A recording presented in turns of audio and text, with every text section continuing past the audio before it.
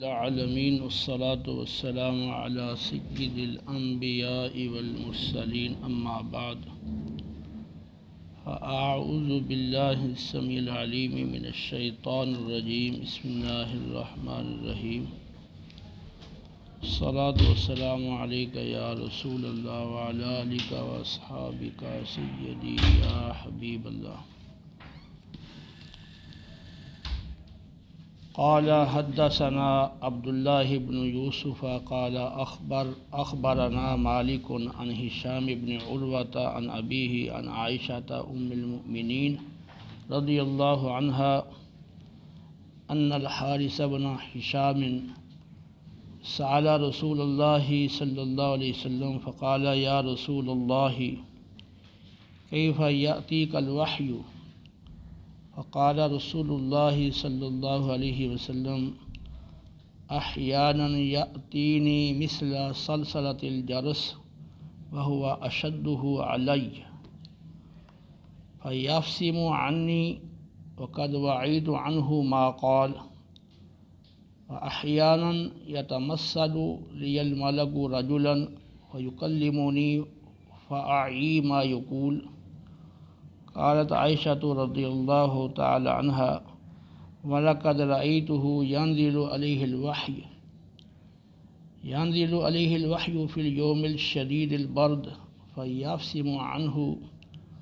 وأن جبينه ليتفسد عرقا۔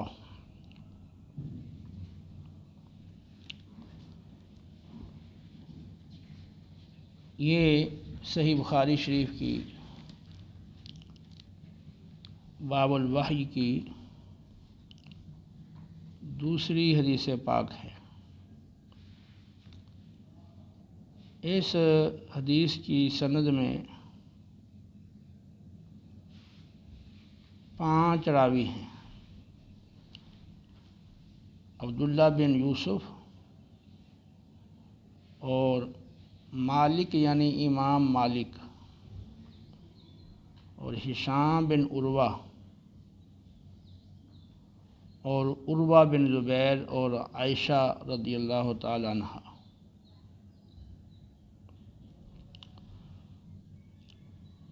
یہ حدیث پاک عند الجمہور حضرت عائشہ صدیقہ رضی اللہ تعالی عنہ کی مسانید میں سے ہے۔ یہ اس صورت میں ممکن ہے کہ جب حضرت عائشہ صدیقہ رضی اللہ تعالی عنہا وہاں موجود ہوں جب حارث بن ہشام نے آپ صلی اللہ علیہ وسلم سے وحی آنے کی کیفیت کے بارے میں سوال کیا اور آپ نے براہ راست اس کو سنا ہو، اور دوسری صورت یہ ہے کہ حارث بن ہشام نے ام المؤمنین رضی اللہ تعالی عنہا کو اس کی خبر دی ہو۔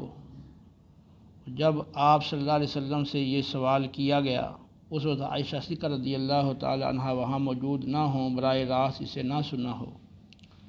تو اس صورت میں پھر 6 راوی بن جائیں گے۔ 6واں راوی حارث بن ہشام ہوگا اور اس صورت کے اندر یہ حدیث مرسل ہوگی، کیونکہ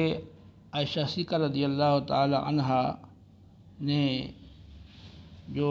واسطہ تھا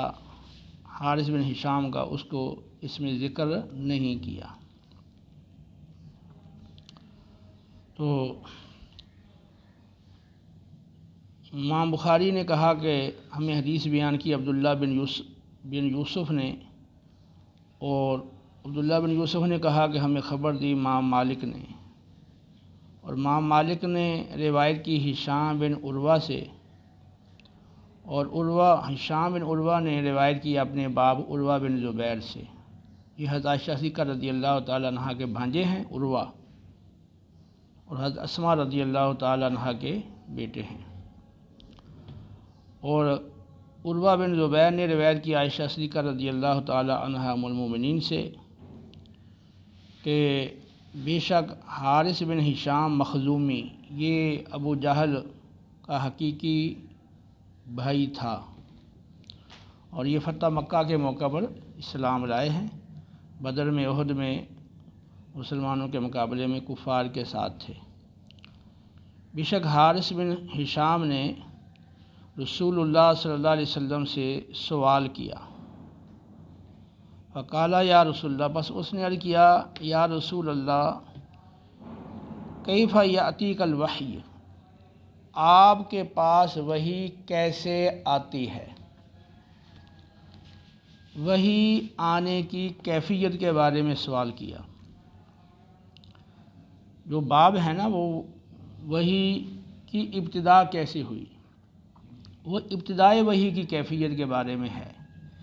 لیکن یہ جو حدیث ہے یہ وحی آنے کی کیفیت کے بارے میں ہے۔ تو پیچھے میں نے بتا دیا تھا کہ مطابقت، وہ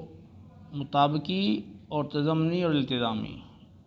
پورے معنی میں مطابقت یا بعض معنی میں مطابقت، یا کسی لوازم میں سے، مناسبات میں سے کسی لازم یا مناسب میں مناسبت، تو وہ آپ یہاں سمجھ سکتے ہیں کہ اس میں بھی وحی کا ذکر ہے، اس میں بھی وحی کا ذکر ہے۔ پوری مطابقت، مکمل ترجمہ الباب کی مطابقت اگلی حدیث کے ساتھ آئے گی، جس میں وحی کی ابتدا کی کیفیت کا ذکر ہے۔ تو حارث بن ہشام نے رسول اللہ صلی اللہ علیہ وسلم سے سوال کیا، عرض کیا یا رسول اللہ، آپ کے پاس وحی کیسے آتی ہے؟ تو رسول اللہ صلی اللہ علیہ وسلم نے ارشاد فرمایا، احیانا، کبھی تو وہ وحی میرے پاس آتی ہے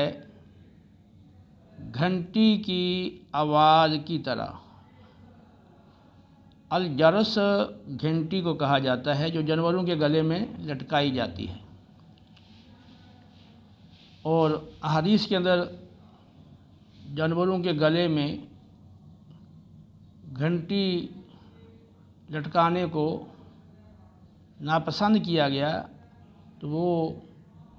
ان قافلوں کے لحاظ سے ہے جو قافلے، یعنی جنگی قافلے جو جنگ کے لیے جا رہے ہیں، تو گلے میں گھنٹی ہوگی تو دشمن کو ٹھکانے کا اور آنے کا اور مقام کا پتہ چل جائے گا۔ تو الجرس گھنٹی، اور سلسلہ وہ کہتے ہیں دھیمی آواز کو، پست آواز کو، اور ایسی آواز جو تسلسل کے ساتھ آ رہی ہو۔ تو ایسی آواز، سلسلۃ الجرس، گھنٹی کی آواز، یعنی ایسی آواز کہ جو تسلسل کے ساتھ آ رہی ہو اور اول مرتبہ ابتدا میں اس کا مفہوم نہ سمجھا جا سکے۔ تو فرمایا کہ کبھی تو وہی میرے پاس گھنٹی کی جنکار، گھنٹی کی آواز کی طرح آتی ہے، اور یہ وحی مجھ پر سخت ترین ہوتی ہے، سب سے زیادہ سخت ہوتی ہے۔ فَيَافْسِمُ عَنِّي، یافسیمو باب دارا سے مضارع معروف پڑھ لیں، یافسیمو یہ زیادہ فصیح لغت ہے، اور فَيُفْسَمُ مضارع مجہول پڑھ لیں باب دارا با سے، یہ بھی ٹھیک ہے، اور یفسمو مضارع معروف باب افعال سے پڑھ لیں تو یہ بھی ٹھیک ہے، لیکن یہ قلیل ہے۔ تو پس وہ وحی کی کیفیت مجھ سے منقطع ہو جاتی ہے، اس حال میں کہ میں محفوظ کر چکا ہوتا ہوں اس سے جو اس نے کہا۔ اگر انہو کا مرجع فرشتہ لیں تو فرشتے سے میں محفوظ کر چکا ہوتا ہوں جو اس نے کہا۔ احیانا، اور کبھی یتمثل لی الملک رجلا، اور کبھی فرشتہ انسانی شکل میں میرے پاس ظاہر ہوتا ہے،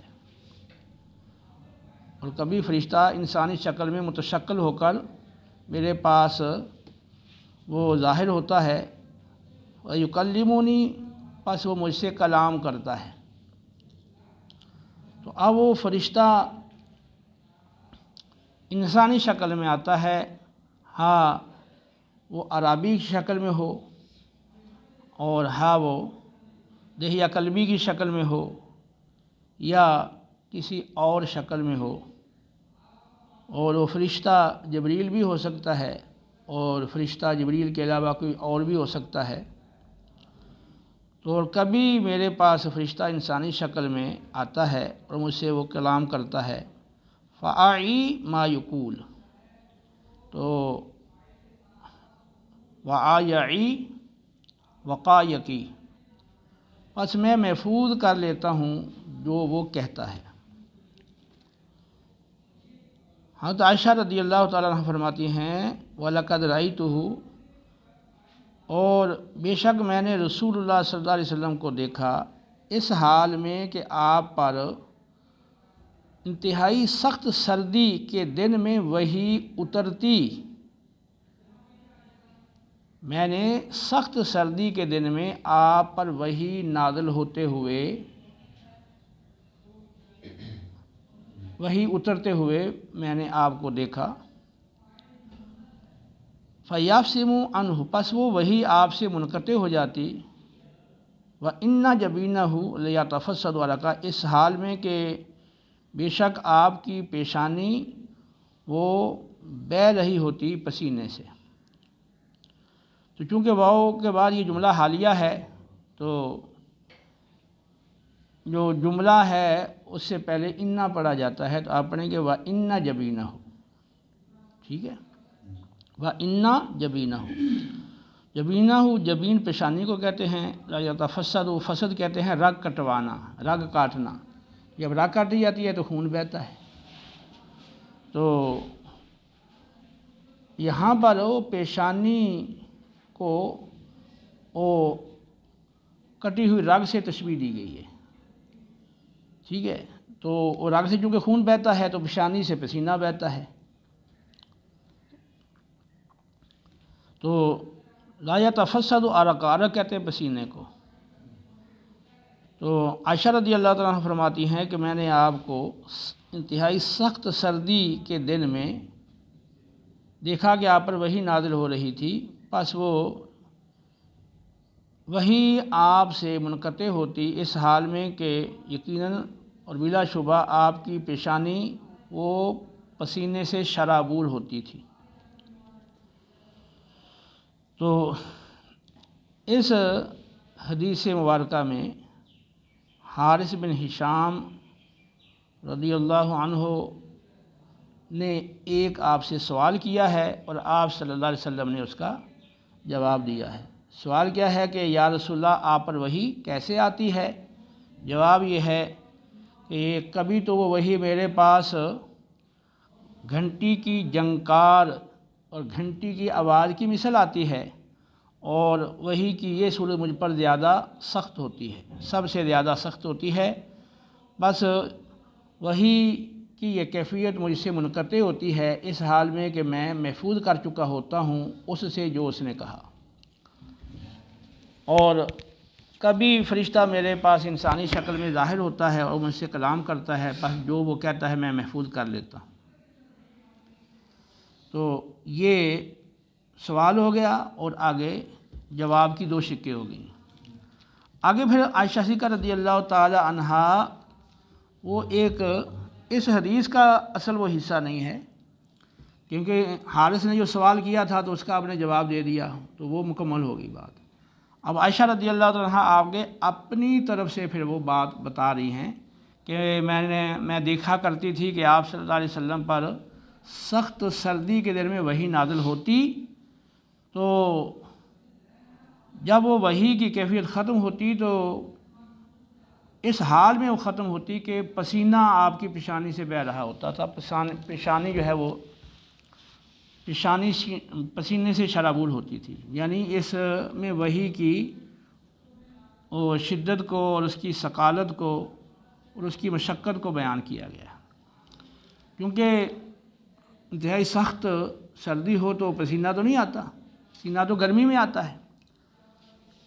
تو انتہائی سخت سردی ہو تو پھر کہاں پسینہ آ سکتا ہے؟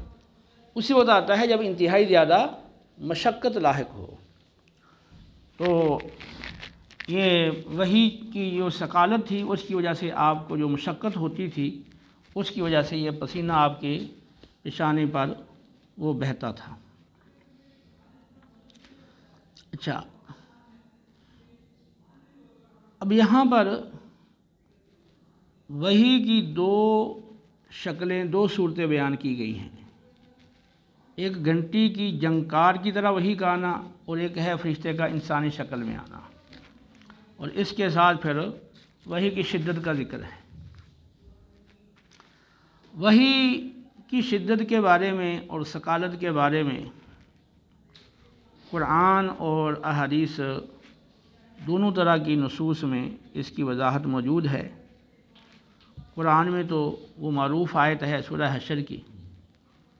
لو انزلنا ھذا القرآن علی جبل لرأیتہ خاشعا متصدعا من خشیۃ اللہ۔ اگر ہم اس قرآن پاک کو کسی پہاڑ پر نازل فرما دیتے تو آپ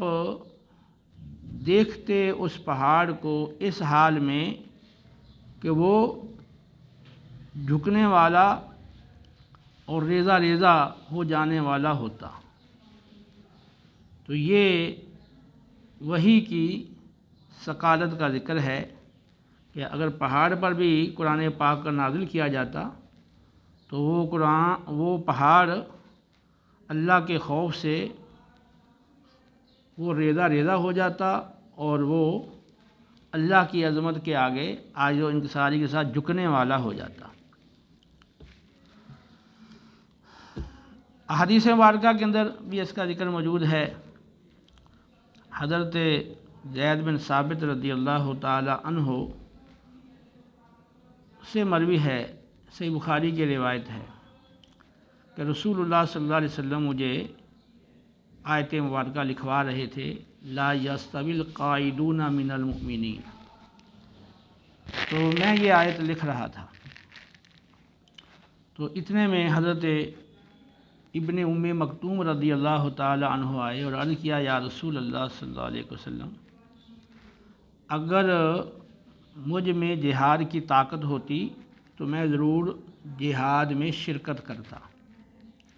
اور وہ نابینا تھے۔ حضرت زید بن ثابت کہتے ہیں کہ نبی کریم صلی اللہ علیہ وسلم کی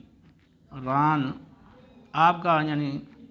وہ سال مبارک میری گود میں تھا، یعنی میرے ران کے اوپر تھا، تو اسی دوران آپ پر وحی کی کیفیت طاری ہوئی، وحی کا نزول شروع ہوا۔ اب وحی کی ثقالت کی شدت اس قدر زیادہ تھی کہ وحی آپ صلی اللہ علیہ وسلم پر اتری، اور وہ وحی کی ثقالت کی شدت آپ پر طاری ہوئی، آپ صلی اللہ علیہ وسلم پر۔ تو چونکہ آپ صلی اللہ علیہ وسلم کا سر اقدس ان کی ران پر تھا، تو اس لیے وہ کہتے ہیں کہ اس کا اثر مجھ پر بھی ہوا، اس ثقالت کا۔ یوں لگ رہا تھا کہ جیسے میری ران ٹوٹ جائے گی۔ تو پھر کہتے ہیں جب وحی کی کیفیت ختم ہوئی تو قرآن پاک کا یہ حصہ اترا، غیر اولی الضرر۔ تو یہاں آیت میں یہ فرمایا گیا ہے کہ لا یستوی القاعدون من المؤمنین غیر اولی الضرر والمجاہدون فی سبیل اللہ باموالہم وانفسہم۔ تو بغیر کسی عذر کے گھروں میں بیٹھ رہنے والے اور اللہ کی راہ میں جانوں اور مالوں کے ساتھ جہاد کرنے والے، یہ دونوں مومنین کے گروہ آپس میں برابر نہیں ہیں، کیونکہ جنہوں نے جانوں مالوں سے جہاد کیا ان کو اللہ نے دوسروں پر فضیلت عطا فرمائی۔ تو یہاں دیکھیں حضرت زید بن ثابت رضی اللہ تعالی عنہ پر تو وحی نازل نہیں ہوئی، وحی تو آپ صلی اللہ علیہ وسلم پر اتری ہے، اور وحی کی ثقالت کی شدت وہ آپ صلی اللہ علیہ وسلم پر طاری ہوئی، اور چونکہ حضرت زید رضی اللہ تعالیٰ عنہ کی ران آپ کے جسد سے متصل تھی، تو آپ نے بھی اس وحی کی ثقالت کی شدت کو محسوس کیا، اور اس قدر محسوس کیا کہ یوں لگا جیسے ران ٹوٹ جائے گی۔ اسی طرح صحیح بخاری کے اندر یعلا بن امیہ رضی اللہ تعالیٰ عنہ، ان کے بارے میں ہے، جعرانہ میں نبی کریم علیہ السلام تشریف فرما تھے، تو انہوں نے حضرت عمر کو کہا تھا، عمر بن خطاب رضی اللہ تعالیٰ عنہ کو، کہ رسول اللہ صلی اللہ علیہ وسلم پر جب وحی نازل ہو رہی ہو تو مجھے وہ کیفیت ذرا دکھانا۔ تو نبی کریم علیہ السلام ایک خیمے میں، ایک کپڑے کے سائے میں آپ تشریف فرما تھے، وحی جب نازل ہوئی تو حضرت عمر رضی اللہ تعالیٰ عنہ نے انہیں بلایا، تو انہوں نے پھر اندر سار کر کے دیکھا کپڑے کے اندر، تو وہ کہتے ہیں کہ محمر الوجہ، آپ صلی اللہ علیہ وسلم کا چہرہ مبارک سرخ تھا، وہ یغط، اور آپ خراٹے لے رہے تھے۔ تو چہرے کا سرخ ہو جانا اور خراٹے لینا، یہ وحی کی، یہ نزول وحی کی کے وقت آپ کی ایک اس کیفیت کا انہوں نے یہاں بیان کیا۔ اور اسی طرح صحیح مسلم کے اندر روایت ہے کہ جب آپ صلی اللہ علیہ وسلم پر وحی نازل ہوتی تھی تو آپ کرب یعنی بے چینی اور تکلیف آپ محسوس کرتے تھے، کرب بے چینی محسوس کرتے تھے، اور آپ کا چہرہ مبارک متغیر ہو جاتا تھا۔ اور اس بخاری کی روایت میں، عائشہ رضی اللہ تعالی عنہ کی روایت میں یہ ہے کہ انتہائی سخت سردی کے دن میں جب آپ پر وحی اترتی تو آپ کی پیشانی وہ پسینے سے شرابور ہو جاتی تھی۔ تو ان روایات کی روشنی میں معلوم ہوا کہ آپ صلی اللہ تعالیٰ علیہ وسلم پر جو عام وحی نازل ہوتی تھی، جو فرشتہ لے کر آتا تھا، تو وہ وحی بھی آپ پر وہ ثقیل ہوتی تھی، اور وہ آپ پر اس کی شدت وہ ظاہر ہوتی تھی، کیونکہ یہ جو حضرت زید والی روایت ہے جس میں وہ فرماتے ہیں کہ غیر اولی الضرر، یہ قرآن کا حصہ نازل ہوا تو وہ لازماً جبریل علیہ الصلوۃ والسلام ہی لے کر آئے، کیونکہ جبریل علیہ الصلوۃ والسلام ہی قرآن پاک جو ہے وہ لے کر نازل ہوئے ہیں آپ پر، اور وہ جب آپ کے پاس آتے تھے تو اس کی جو معروف یہی صورت ہوتی تھی کہ آپ انسانی شکل میں آتے تھے اور آپ کے سامنے آ کر آپ پڑھتے تھے، اور کم سے کم اتنا تو ضرور ہے کہ وہ گھنٹی کی جھنکار والی وحی نہیں ہوتی تھی۔ یہ قرآن پاک والی جو وحی ہے وہ گھنٹی کی آواز والی وحی وہ نہیں ہے۔ تو گھنٹی کی آواز کے علاوہ جو دوسری وحی ہے، ٹھیک ہے، تو وہ وحی بھی اتنی شدید ہے کہ آپ صلی اللہ علیہ وسلم کا چہرہ مبارک سرخ ہو جاتا، خراٹوں کی آواز آنے لگتی، اور آپ صلی اللہ علیہ وسلم کرب یعنی بے چینی محسوس کرتے، اور آپ کا چہرہ متغیر ہو جاتا، اور پیشانی سے سخت سردی کے موسم میں بھی پیشانی سے پسینہ بہنے لگتا، اور حضرت زید رضی اللہ تعالی عنہ جن کا جسم آپ کے ساتھ متصل تھا تو ان کو یوں لگا جیسے ران ٹوٹ جائے گی۔ اور اسی طرح آگے جو حدیث آ رہی ہے اس میں آئے گا لقد خشیت علی نفسی، تو جب غار حرا میں پہلی وحی اتری تو آپ نے آ کر حضرت خدیجہ الکبریٰ رضی اللہ تعالی عنہا کو جو پورا واقعہ جو پیش آیا تھا سنایا، تو اس میں فرمایا لقد خشیت علی نفسی، تو مجھے اپنی جان پر خوف ہو گیا تھا، یعنی وہ اس قدر وحی کی وہ شدت اور ثقالت تھی۔ تو یہ وحی تو ہوتی تھی، ٹھیک ہے، اس میں تو ثقالت تھی، لیکن جو یہ گھنٹی کی جھنکار، گھنٹی کی آواز کی مثل جو وحی تھی اس کے بارے میں خود رسول اللہ صلی اللہ علیہ وسلم فرما رہے ہیں وَهُوَ أَشَدُّهُ عَلَيَّ، تو وحی کی جتنی بھی صورتیں ہیں اور وحی آنے کی جتنی شکلیں ہیں ان میں یہ گھنٹی کی آواز والی جو وحی ہے وہ مجھ پر زیادہ، سب سے زیادہ وہ سخت ہوتی ہے۔ تو جب عام وحی ہے اس کی شدت آپ نے ملاحظہ فرمائی ہے، تو پھر اس وحی جو ہے اس کی تو شدت اس سے بھی زیادہ ہوگی۔ اچھا، یہ جو وحی ہے جو گھنٹی کی آواز کی طرح ہے، اس کے بارے میں شارحین نے اپنی آراء وہ ذکر کی ہیں، لیکن وہ ہر ایک کا ایک اپنی سوچ ہے یا اپنی فکر ہے، وہ اس کی کوئی تائید قرآن سے یا حدیث سے نہیں۔ تو اس لیے اس کی حقیقت کے بارے میں کوئی حتمی بات یا کوئی یقینی بات وہ نہیں کہی جا سکتی۔ ہاں البتہ یہ ہے کہ یہ جو گھنٹی کی آواز والی وحی ہے، یہ وحی اس وحی کے مشابہ ہے جو وحی فرشتوں پر نازل ہوتی ہے۔ ابو داؤد شریف میں عبداللہ بن مسعود رضی اللہ تعالی عنہ سے مروی ہے کہ اللہ تعالیٰ جب وحی کے ساتھ کلام فرماتا ہے، یہ فرشتوں سے وحی کے ساتھ کلام فرماتا ہے، تو سمع اہل السماء للسماء صلصلۃ کا جر السلسلۃ علی الصفا۔ جب اللہ تعالیٰ وحی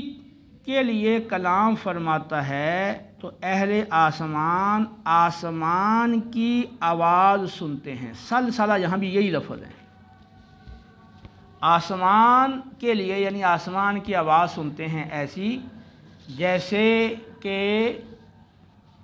پتھر کی چٹان پر لوہے کی زنجیر کھینچنے کی آواز ہو۔ تو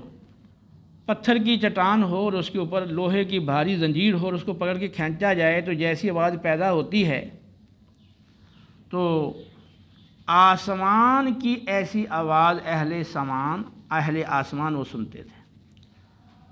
پھر وہ فرشتے سارے کے سارے وہ بے ہوش کر دیے جاتے تھے، یعنی بے ہوش ہو جاتے تھے۔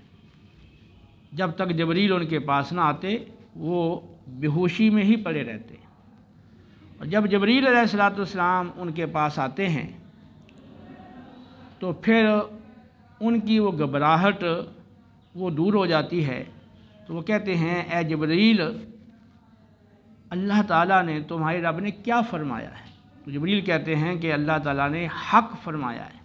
پھر وہ فرشتے بھی کہتے ہیں کہ اللہ نے حق فرمایا ہے۔ تو یوں جبریل کے ذریعے پھر ان فرشتوں کو اور پھر آگے دیگر فرشتوں کو اللہ کا یہ پیغام وہ پہنچ جاتا ہے۔ تو اس ابو داؤد کی یہ صحیح سند کے ساتھ روایت ہے، اس کی روشنی میں آپ نے ملاحظہ کیا کہ جب اللہ تعالیٰ وحی کے لیے کلام فرماتا ہے تو اس وقت فرشتوں کی کیفیت کیا ہوتی ہے کہ وہ بے ہوش ہو جاتے ہیں،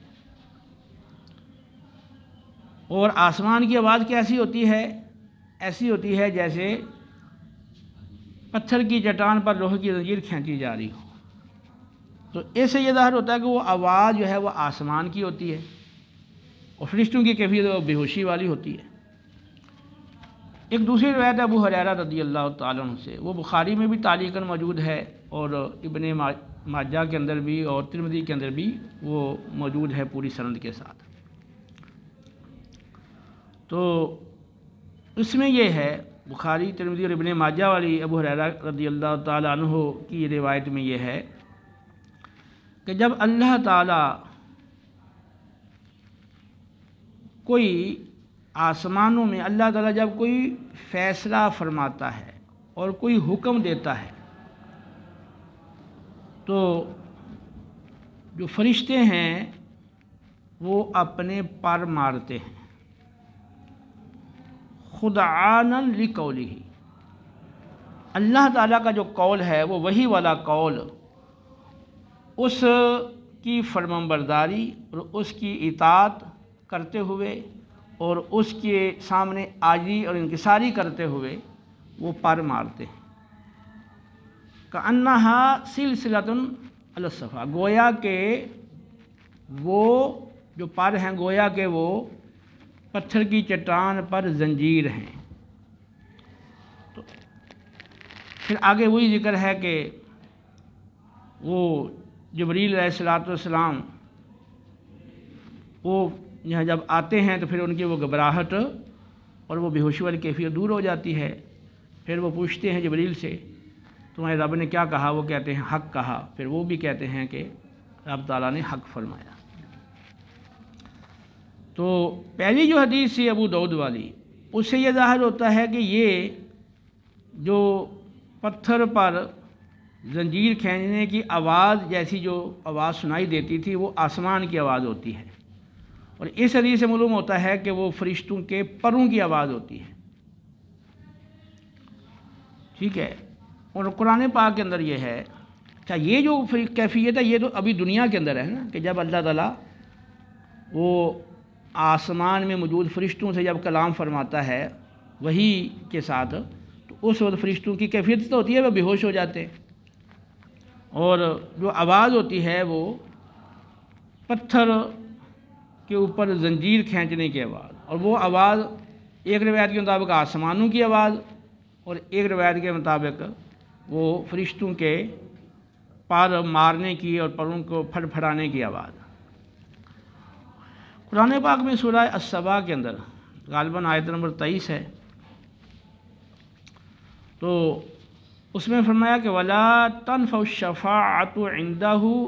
إِلَّا لِمَنْ أَذِنَ لَهُ۔ تو اللہ تعالیٰ کی بارگاہ میں شفاعت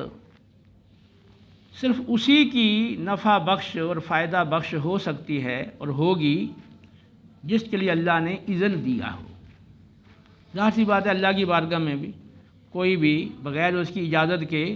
وہ شفاعت نہیں کر سکے گا، جیسے سورہ آیت الکرسی کے اندر موجود ہے۔ تو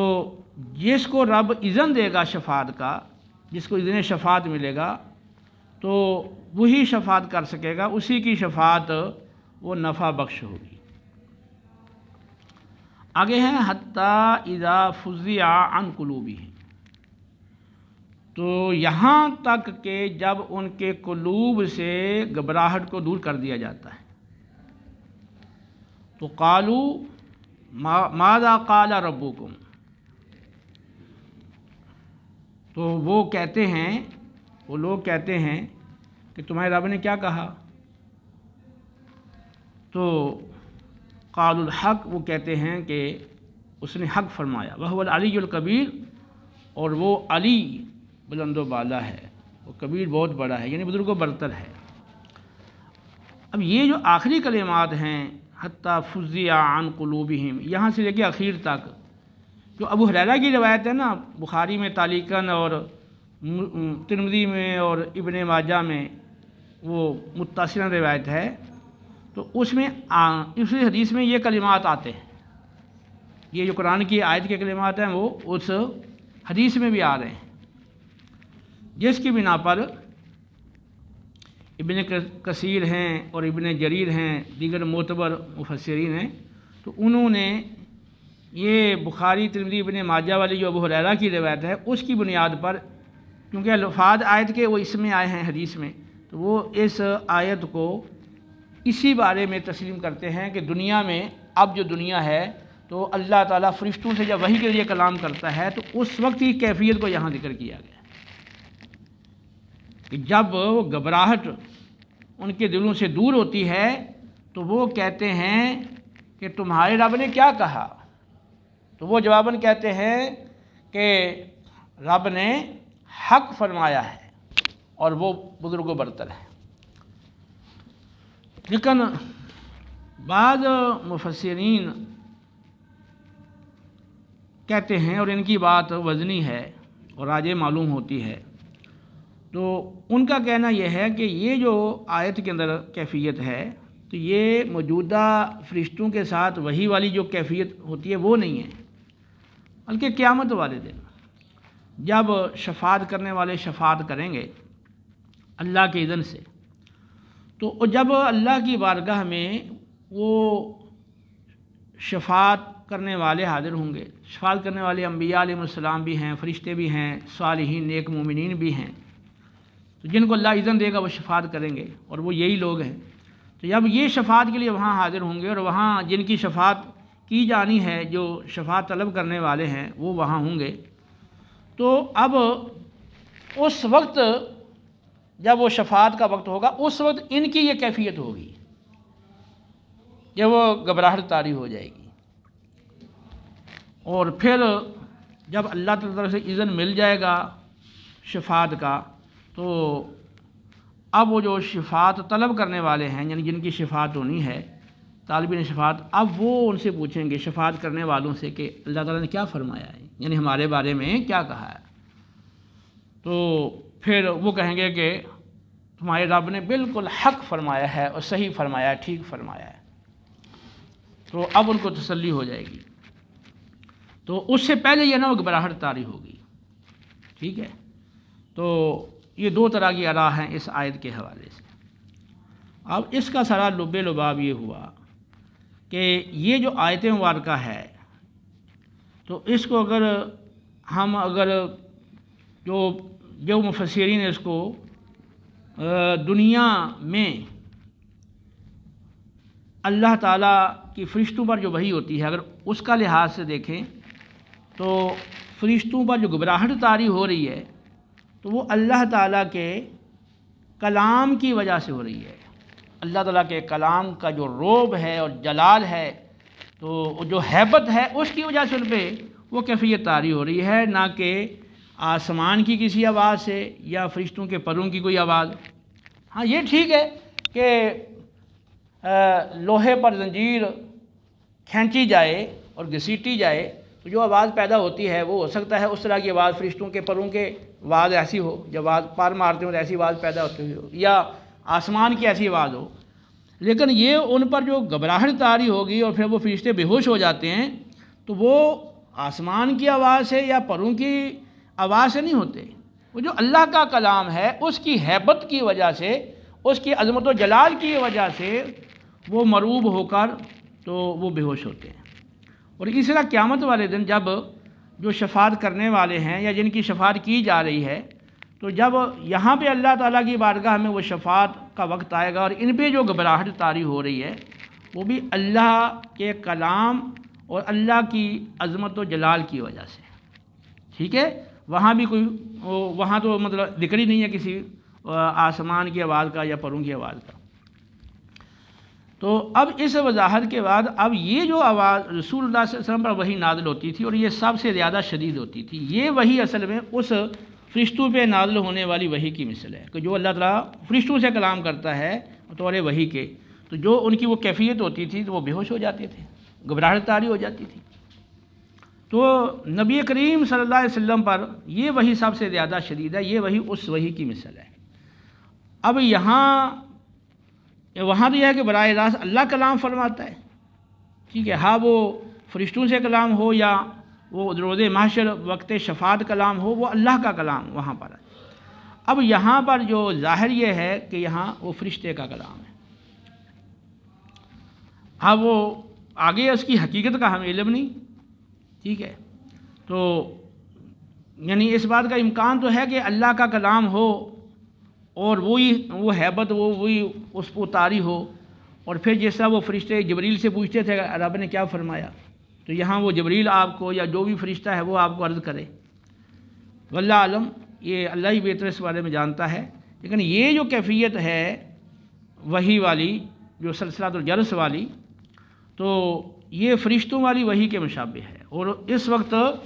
آپ صلی اللہ علیہ وسلم کو پر جو وہ ملکیت کا جو وہ کیفیت ہے، یعنی فرشتوں والی کیفیت، اس کا آپ پر غلبہ ہوتا تھا، اور اس وقت وہ ملکی کیفیت کے غلبے کے وقت یہ وحی یہ اترتی تھی اور یہ آپ پر زیادہ شدید ہوتی تھی۔ باقی یہ ہے کہ جب یہ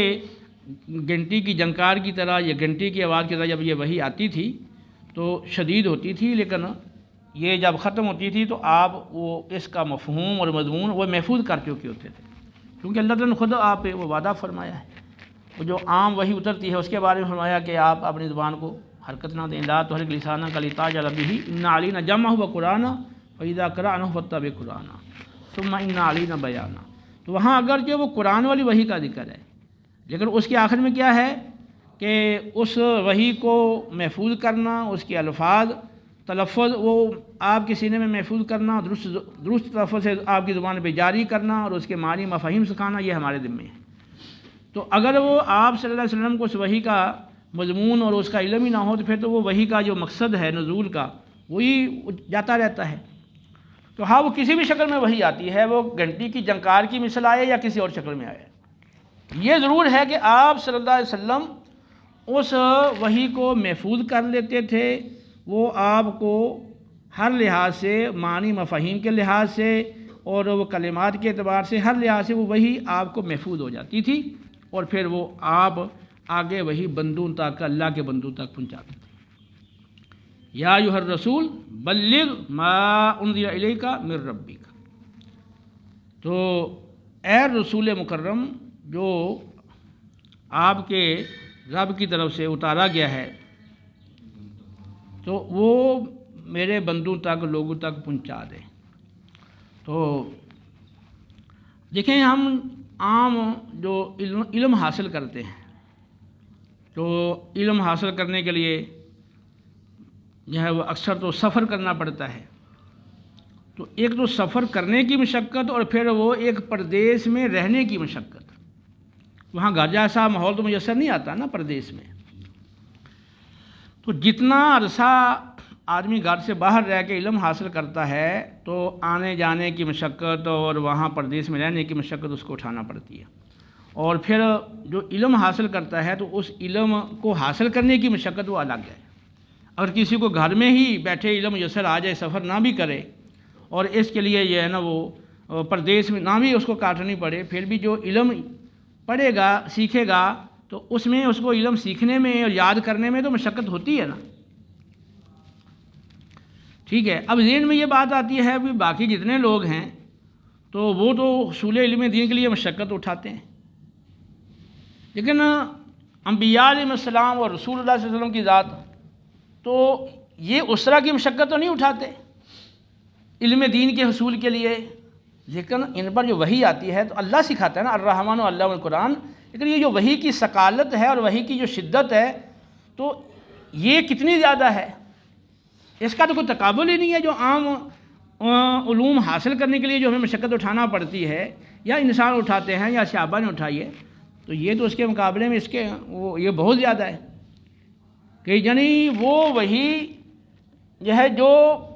جس میں کم مشقت ہے، وہ اس میں حضرت زید بن ثابت رضی اللہ تعالیٰ عنہ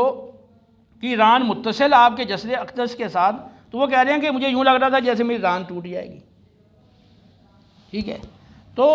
اب وہ جو کیفیت ہو رہی ہے یہاں پر، تو یہ جو گھنٹی کی آواز والی وحی ہے، یہ اس سے بھی زیادہ شدت والی ہے۔ تو پھر یہ وحی کوئی ایک دفعہ تو نہیں یا دو دفعہ تو نہیں، جب سے نزول وحی کا سلسلہ شروع ہوا 40 سال کی عمر مبارک میں جب شروع ہوا، تو پھر یہ آخر تک رہا، اور آخر میں تو پھر وحی کا سلسلہ بڑھ گیا تھا۔ تو یہ جب تک سلسلہ رہا تو 23 سال نزول وحی کی ثقالت کی جو شدت تھی اور جو کرب تھا اور چہرے کا تغیر، وہ ساری چیزیں، اور پیشانی سے یعنی پیشانی کا پسینے سے شرابور ہونا، یہ ساری آپ یہ جو وحی کی شدت والی کیفیات تھیں، یہ آپ برداشت کرتے رہے، ان کا تحمل آپ کرتے رہے۔ تو دنیا چونکہ یہ آزمائش ہے، اور اللہ تعالیٰ ہر بندے کی اس کے حسب حال آزمائش کرتا ہے، تو سب سے زیادہ سخت آزمائش کن کی ہوتی ہے؟ انبیاء علیہ السلام، پھر ان کے بعد جو زیادہ اللہ کے مقرب ہیں ان کی، پھر ان کے بعد جو زیادہ اللہ کے قریب ہیں ان کی۔ تو انبیاء علیہ السلام سب سے زیادہ اللہ کے قریب ہیں، ان کی آزمائش زیادہ سخت ہے۔ تو رسول اللہ صلی اللہ علیہ وسلم امام الانبیاء ہیں، آپ کی مزاج جو آزمائش ہے وہ دیگر انبیاء سے بھی سخت ہے، تو یہ اس آزمائش کا ایک حصہ ہے۔ لیکن یہ جو تکالیف آتی ہیں، تو اس کے بدلے میں اللہ تعالیٰ کیا دیتا ہے؟ بندے کو اجر و ثواب دیتا ہے، اس کے مقام اور مرتبے کو بلند کرتا ہے۔ تو یہ جو اللہ کی اطاعت میں، فرمانبرداری میں، حصول علم میں اور تعلیم آگے دینے میں جو مشقتیں آ رہی ہیں، اللہ کی رضا کی خاطر بندہ جھیل رہا ہے، تو اس کا اجر و ثواب اتنا زیادہ ہے، اور اس پر اتنا زیادہ یعنی اللہ کا قرب ہے، اللہ کی بارگاہ میں اس کا مقام و مرتبہ ہے، اس کی شان کی اتنی ہی بلندی ہے، اتنی ہی آخرت میں جنت میں درجات کی بلندی ہے۔ تو آپ کی مشقت سب سے زیادہ ہے، تو آپ کا اجر و ثواب بھی سب سے زیادہ ہے، اور آپ کا جنت میں درجہ بھی سب سے زیادہ بلند ہے، اور اللہ کی بارگاہ میں آپ کا مقام و مرتبہ بھی سب سے زیادہ ہے۔ تو اس سے یہ معلوم ہوا کہ جو طلباء دین سیکھ رہے ہیں ان کو جو مشقتیں آ رہی ہیں وہ رسول اللہ صلی اللہ علیہ وسلم کے نزول وحی والی مشقت کو سامنے رکھیں، اور پھر وہ دیکھیں کہ آپ صلی اللہ علیہ وسلم نے بھی اللہ سے علم حاصل کرنے کے لیے مشقت اٹھائی ہے، اور پھر آگے پہنچانے کے لیے جو مشقتیں اٹھائی ہیں، اور کفار کی طرف سے جو رویہ رہا، قرآن میں جگہ جگہ اس کا ذکر موجود ہے، تو احادیث بھی وہ مالا مال ہیں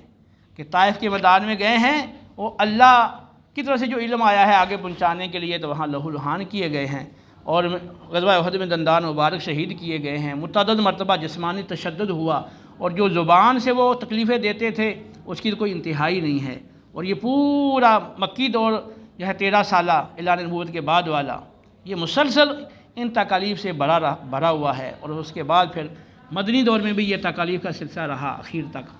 اگرچہ وہ بعد میں پھر یہ کم ہو گئی، لیکن یہ الگ مشقتیں تھیں، اور پھر جو عبادات کی مشقت تھی کہ لمبا قیام ہے اور پاؤں مبارک متورم ہو جاتے اور خون بہنے لگ جاتا، جیسے بخاری کی حدیث میں موجود ہے، وہ عبادات کی مشقت وہ الگ تھی، اور پھر لوگوں کی طرف سے جو تکالیف آتی تھی اس پہ آپ کا تحمل برداشت، تو ان کو برداشت کرنا وہ الگ تھا۔ تو میں نے اس حدیث پاک سے جو اپنے لیے اور جو ہدایت کا پہلو نکالا ہے وہ یہ ہے کہ دین کی راہ میں آنے والی تکالیف کو بندے کو خوش دلی سے وہ برداشت کرنا چاہیے، اور اس پہ اللہ کی بارگاہ سے اجر کی امید رکھنی چاہیے، اور یہ دیکھنا چاہیے کہ رسول اللہ صلی اللہ علیہ وسلم نے اللہ کی بارگاہ سے علم حاصل کرنے کے لیے یہ نزول وحی کے وقت جو کیفیات تھی ان شکلوں میں آپ نے وہ تکلیف اٹھائی ہے، اور ہم بھی علم دین وہ آپ پر جو اترا وحی کے ذریعے، اور آپ نے پھر آگے ہمیں پہنچایا، وہ علم سیکھنے میں ہمیں اگر تکلیف آ رہی ہے تو یہ تو اس کے مقابلے میں بہت معمولی سی ہے، اور پھر یہ کہ سنت کی ادائیگی ہے کہ آپ نے بھی تکلیف جو ہے نا وہ برداشت کی ہے، تو ہم بھی آپ کی وہ اتباع میں جو ہے وہ جو اس راہ میں تکلیفیں آئیں ہم اس کو وہ برداشت کریں، اور اسے حوصلہ شکن وہ نہ ہوں، اور وہ ہمت نہ ہار جائیں کہ بھی یہ بہت زیادہ تکالیف ہیں، بلکہ اب یہ دن میں آپ کے ہوگا کہ یہ جو ہم مشقت اٹھا رہے ہیں تو اس پہ ہم اجر و ثواب ملنا ہے۔ جس طرح کہ مزدور ہے تو آپ دیکھتے ہیں کہ وہ سخت وہ کام کر رہا ہوتا ہے، مختلف قسم کے مزدور، مختلف شعبہ جات سے جن کا تعلق ہے، تو آپ کوئی بھی مزدور کی جو مزدور ہے اس کی کیفیت اپنے سامنے رکھ لیں،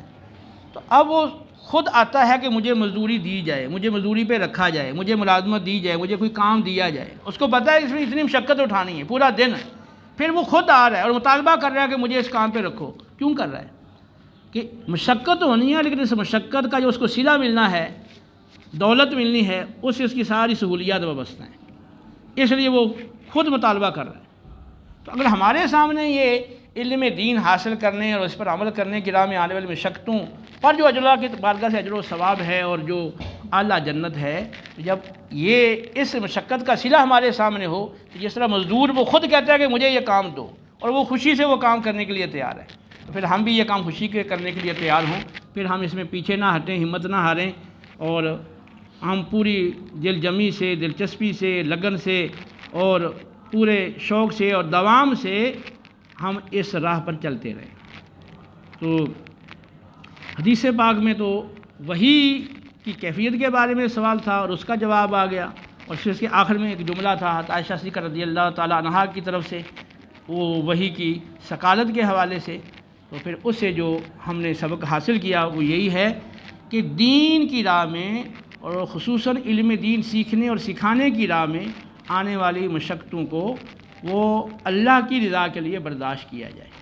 اس پر بہت زیادہ اجر و ثواب ہے۔ اور پیچھے جو گزری ہے حدیث پاک انما الاعمال بالنیات، اعمال کے ثواب کا مدار نیتوں پر ہے، تو یہاں بھی آپ علم دین حاصل کر رہے ہیں تو اس میں جو آنے والی مشقتیں ہیں تو آپ کی نیت یہی ہو کہ میں اگر اس تکلیف سے اللہ مجھ پہ راضی ہو رہا ہے،